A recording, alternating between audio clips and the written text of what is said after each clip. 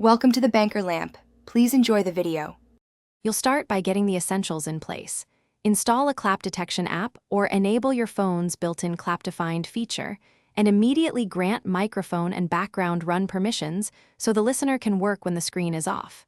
Next, set sensitivity and detection window to a practical range. Higher sensitivity picks up distant claps but risks false alarms. Once done, choose an alert sound and test with 1 or 2 claps, while watching indicator lights to verify the app hears you. Now you tune the middle steps. Adjust sensitivity, recognition pattern, and debounce delay so claps are recognized reliably without repeating. Place the phone where you usually lose it: couch cushions, kitchen counter, under blankets, and run 3 tests at varying volumes and distances.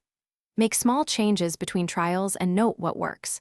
For example, increase debounce if double claps trigger multiple alerts. Make sure to enable low-power background mode if offered, because that preserves battery while keeping clap detection active. Finish by locking in reliable settings. Set Do Not Disturb exceptions for the app so alerts will sound even during quiet hours, and schedule an automated test weekly to confirm continued operation. If detection fails, immediately recheck microphone and background run permissions, reboot your phone, and test in quiet and noisy conditions to isolate the issue.